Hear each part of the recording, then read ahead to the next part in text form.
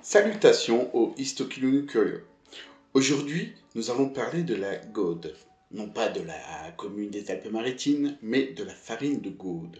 Mais qu'est-ce que la farine de Gaude? À l'origine, c'était le nom donné à une bouillie réalisée avec diverses farines, telles que du blé, de l'avoine, du sarrasin ou encore du millet. Mais aujourd'hui, ce terme désigne la farine de maïs grillée.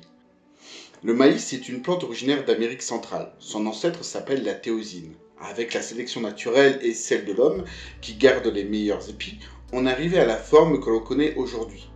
Elle est cultivée et vénérée par les Aztèques et les Mayas depuis l'aube de l'humanité. Ce légume-fruit arrive en Espagne avec Christophe Colomb en 1493.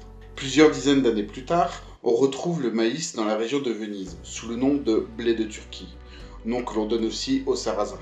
La céréale traverse donc l'Italie, puis les Alpes, pour arriver en Bresse en 1611.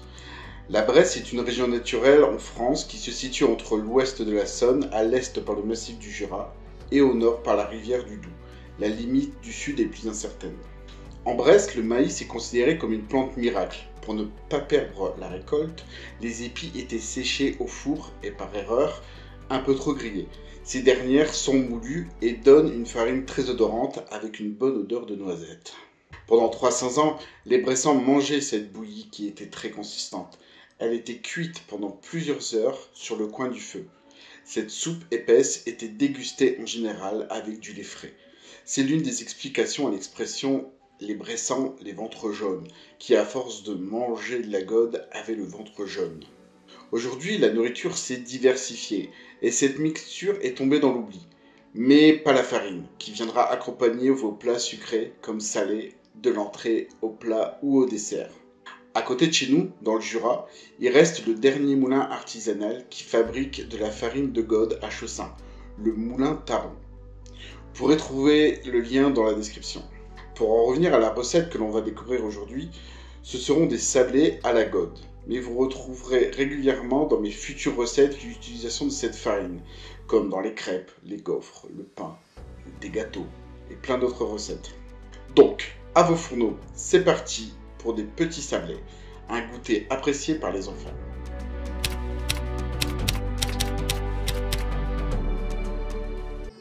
Pour commencer la recette, mélangez les farines de blé et de Gaude avec le beurre mou coupé en dés. Notez que tous les ingrédients sont indiqués dans la description.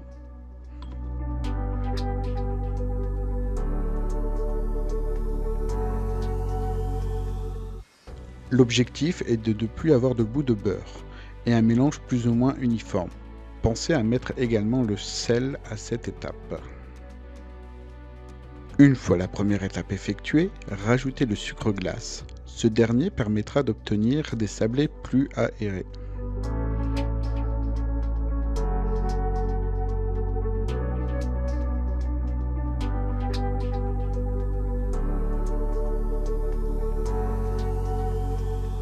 La suite est un peu plus, collante. Mélangez dans notre préparation l'eau et le jaune d'œuf jusqu'à obtenir une belle pâte marron. Soit vous le faites à la machine ou à la main, ça c'est comme d'habitude.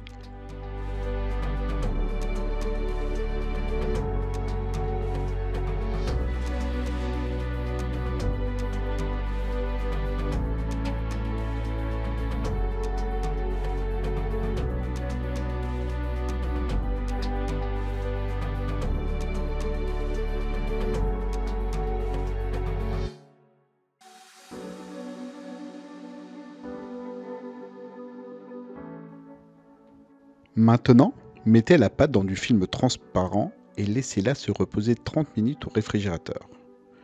Notez que ma petite assistante me surveille.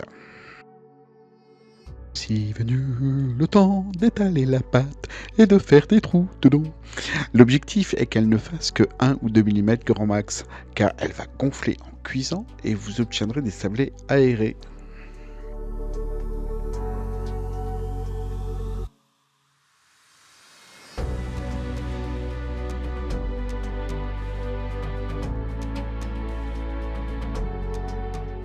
Prenez des emporte-pièces. Pour l'instant, j'utilise ceux de Noël, mais sachez que je peux vous en fabriquer à votre demande, avec le modèle que vous souhaitez. Vous pouvez aussi découper au couteau. comme bon vous semble.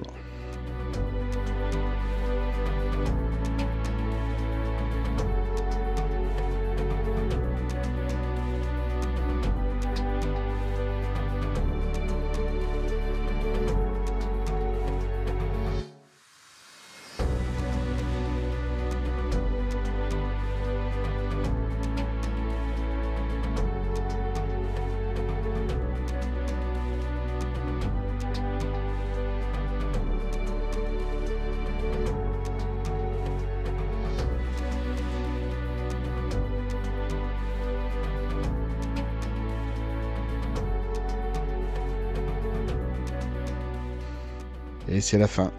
Il faut les mettre au four à 180 degrés pendant une bonne quinzaine, vingtaine de minutes. Tout cela dépend de votre four, mais aussi de vos goûts. Il ne restera plus qu'à la déguster.